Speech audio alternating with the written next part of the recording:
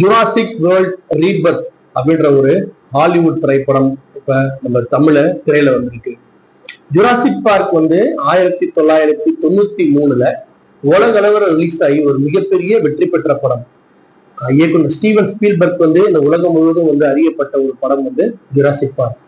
1993 இந்த படம் first part வரும்போது அன்றைய காலகட்டத்தில் இருந்த சின்னவர்ல இருந்து பெரியவர்கள் வரைக்கும் அனைவரும் பார்த்து ரசித்த படம் ஜுராசிக் பார்க். எல்லாரும் பிரம்மாண்டமா ஒரு மாதிரி ஒரு பிரமிப்போட பார்த்த படம் ஜுராசிக் பார்க்.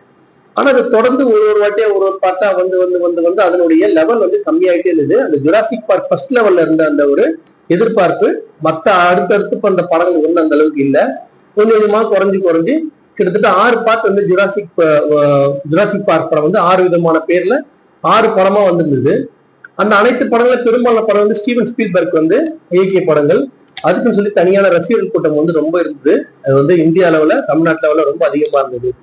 இந்த வரிசையில இந்த வரிசையில இருக்கும் 7வது திரைப்படம் இந்த ஜுராசிக் வேர்ல்ட் ரீபர்த். படத்தோட கதை என்னன்னா, அப்பத்துல இருந்து ஆரம்பிக்கிற அதே மாதிரி ஒரு டெம்ப்ளேட் கதை தான். சூப்பரா என்ன பண்றாங்க, ஒரு சின்னதா ஒரு சேஞ்ச் பண்ணிடுறாங்க.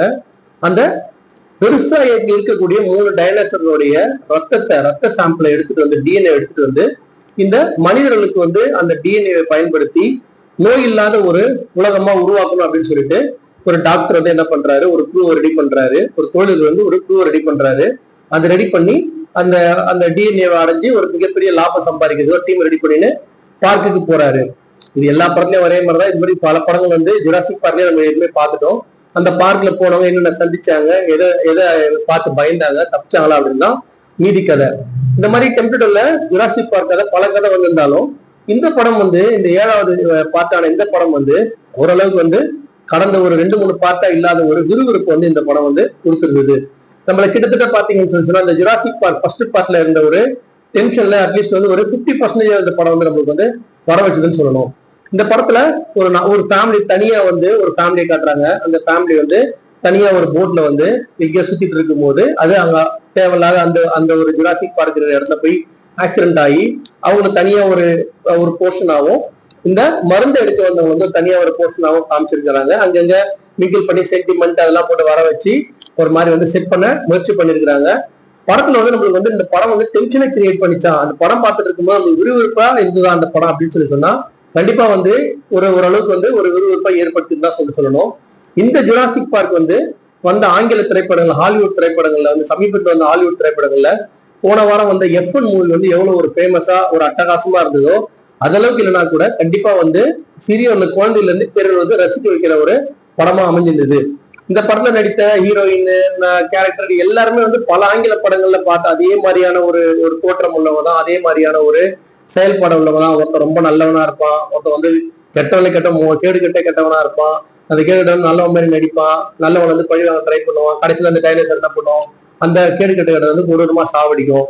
யாரெல்லாம் இந்த படத்துல ஆரம்பத்துல நீங்க திங்க் பண்ணலாம் இவங்க எல்லாம் பழிச்சுப்பான்ற நினைக்கிற எல்லாருமே படத்தை பழிச்சுப்பாங்க. இறுதியில ஒரு டீக்கர் ஒருத்தர் இருப்பாரு. அவருமே பாத்தீங்கன்னா தனியா மாட்டிப்பாரு. இப்ப இருக்கிற யங்ஸ்டர்ஸ் எல்லாம் நினைச்சிட்டு இருப்பாங்க ஒரு காலி ஆயிடுவாரு. இல்ல அவரு பழிச்சுப்பான், நம்ம கரெக்டா என்ன எப்படி கிடைச்சோமோ அதே மாதிரி அவரும் தப்பிச்சுக்கிறாரு. அந்த பார்த்து அந்த ஒரு அவ்வளவு பேர் டைனோசரை பார்த்து பயப்படுற மாதிரிலாம் இல்ல. அதெல்லாம் அப்பதான் இப்பெல்லாம் பயப்படுற மாதிரிலாம் இல்ல. இப்ப இருக்கிற குழந்தைகளுக்கும் அவங்க எல்லாம் இந்த டைனோசர் எல்லாம் பார்த்தா கொஞ்சம் பயப்படுற மாதிரி இருக்குமான்னு சொல்லி தெரியல. ஆனா நம்மள மாதிரி இந்த படத்தை தொடர்ந்து பாக்குற பல பேருக்கு அதை பார்த்தா பயமா இல்லை. ஆனா அதை தவிர மற்ற காட்சிகள் நம்மளுக்கு பார்க்கும்போது விறுவிறுப்பா நம்ம ஒரு டென்ஷனோட கிரியேட் பண்ணி எடுத்துட்டு போறதால கிட்டத்தட்ட இந்த படத்தோட எண்டு வரைக்குமே நம்மள சீட் நுழையில உட்கார வச்சதுன்னு சொல்லலாம். கிளைமேக்ஸ்ல கொஞ்சம் ஒரு கடைசி ஒரு 1/2 மணி நேரம் கொஞ்சம் ரொம்ப ப்ரொடிக்ஷன் என்னென்னமோ அது ரொம்ப என்ன ப்ரிடிக்ட் பண்ணமோ அது அப்படியே போயிட்டே இருந்தது. ஆனா மத்த சீன்ல இது நடக்குமான்னு எதிர்பார்த்தா நடக்காம வேற ஒன்று நடந்திருந்தது.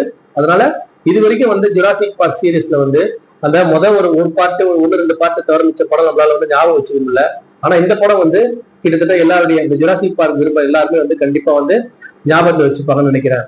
எல்லாரும் குடும்பத்தோட போய் பார்க்கலாம், தாராளமா ஒரு தடவை பார்க்கலாம். குழந்தைகளுக்கு கண்டிப்பா எடுத்து போங்க.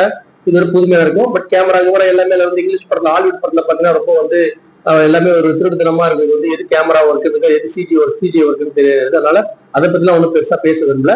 இசையெல்லாம் நல்லா இருக்கு, பேக்ரவுண்ட் நல்லா இருக்கு, ஒரு டென்ஷனோட கிரியேட் பண்ணி போயிட்டு இருந்தது.